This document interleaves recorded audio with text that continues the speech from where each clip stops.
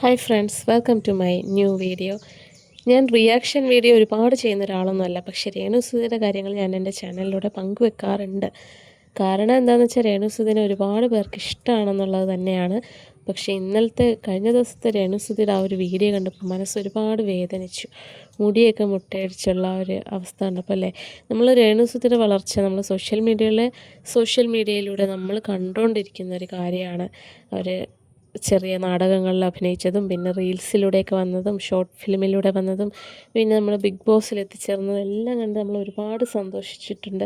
അവരുടെ പല മേക്ക് ഓവറും കണ്ട് നമ്മൾ അത് കണ്ട് അനുകൂലിച്ചും പ്രതികരിച്ചൊക്കെ കാര്യങ്ങൾ ഇട്ടിട്ടുണ്ട്. പക്ഷേ ഈ ഒരു അവസ്ഥ കണ്ടിട്ട് ഒരുപാട് മനസ്സ് വേദനിക്കുന്നുണ്ട്. അങ്ങനെ ഒരു കാര്യം വരുമെന്ന് നമ്മൾ വിചാരിച്ചതേ ഇല്ല.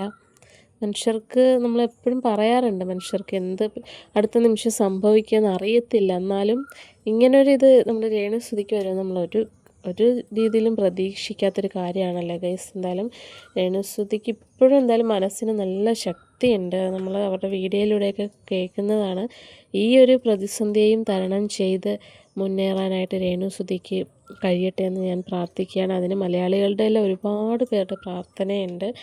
ദൈവം തീർച്ചയായിട്ടും അനുഗ്രഹിക്കും. അസുഖമെല്ലാം മാറി രേണുസുധിയുടെ ആഗ്രഹം പോലെ തന്നെ ഇപ്പോഴത്തെ അനുഭവങ്ങളൊക്കെ പറയുന്ന ഒരാളായിട്ടും സുവിശേഷ പ്രസംഗമൊക്കെ പറയുന്ന ഒരാളായിട്ടും എല്ലാം രേണുസുധിക്ക് തിരിച്ചു വരാൻ കഴിയട്ടെ. എന്തായാലും നമ്മുടെ ഓരോരുത്തരുടെ എല്ലാം പ്രാർത്ഥന ഉണ്ടാവും.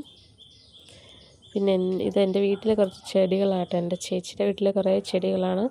ഒരുപാടുണ്ട്, ഇലച്ചെടികളെല്ലാം ഒരുപാടുണ്ട്. ഒരു സൈഡിൽ ഇലച്ചെടിയാണ്, അടുത്ത സൈഡിലെല്ലാം പൂച്ചെടികളാണ്. പിന്നെ ആദ്യം കണ്ടത് ബറാബ പഴമാണ്. അതൊരു സീസണിൽ ഒരുപാട് പിടിക്കും. നമുക്ക് കഴിക്കാനായിട്ട് അത്ര പറ്റില്ല,